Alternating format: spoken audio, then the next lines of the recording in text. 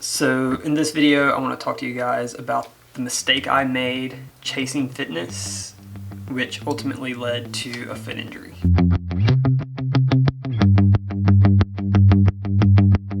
So I had big plans of training for my first 100 miler, which is Grindstone, in 2 months. And training has not looked anything like what I had planned because I got caught chasing fitness. I fell to the trap of chasing fitness. And so just want to kind of give you a timeline for this year. My A goal was Grindstone 100 miler, which is in September. So in the beginning of the year, I set the goal to run a marathon, to try to PR that marathon with a focus on building just better running mechanics, better running efficiency, and speed. And so I accomplished that. Ran a marathon on May the 2nd, PR'd it, ran a 2:44, PR'd my 5K, ran a 17:04 the week before the marathon.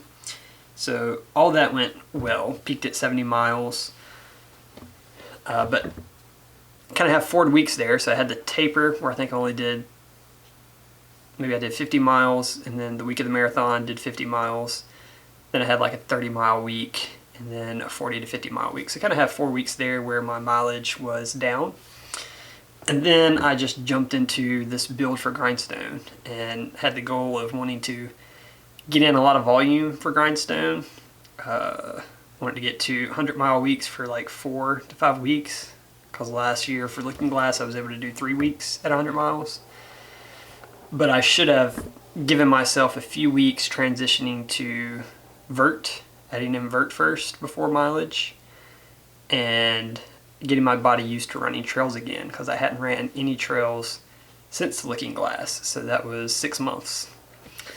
And so the trap that I fell into was not letting my body adjust to the demands that I put on it. That's number one. I think that caused this issue. So you can see on my Strava, time on feet was way up. I also added in some walks. So I was walking about an hour a day with our daughter, so wearing her on a harness or on like a carrier. So weighted hikes. So that was like 10 miles of walking plus the 75, 79 miles of running. So big volume, which again I think helped cause the injury. And then the vert, training for the marathon, hardly any vert. Again, it was all on roads, and then added in a lot of vert, transitioning to trails. And so all that led to this injury.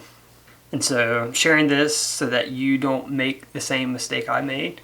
I really want to be able to run marathons on the road and ultra marathons and trail races. And I'm trying to figure out how to combine the two in the same year.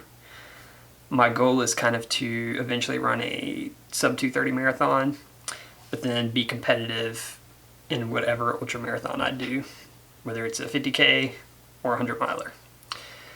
And so that's kind of my goals, but I got caught chasing fitness.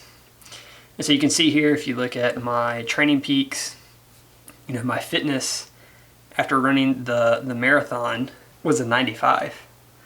And so if I took a couple of weeks off there, it dropped down to low 80s, and then quickly jumped up to 95. And then that's when I got injured, and you can see it's been going downhill just because I haven't been running, been cycling a lot, trying to maintain fitness, but not running, again, like I want to.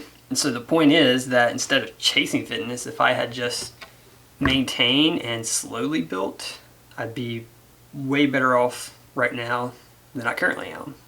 Again, the mistake I made was chasing fitness, trying to overreach and add in the vert, the trails, the mileage, when I should have just eased into it. So that's lessons learned, and I knew better. When I'm coaching people and writing their workouts, I tend to have the philosophy of it's better to be slightly undertrained than to be overtrained, burnt out, injured, and not be able to race. Whereas if you're a little bit undertrained, you at least can still show up to the race with a good amount of fitness. So, it's a lot harder when you're coaching yourself because you think you can do it, right? I know myself, whereas my clients, I'm going to be safe and, try my best to make sure they don't get injured. But for me, right, I just think I can do more than I should have. So that's the mistake. Don't want you to make that same mistake. So don't chase fitness.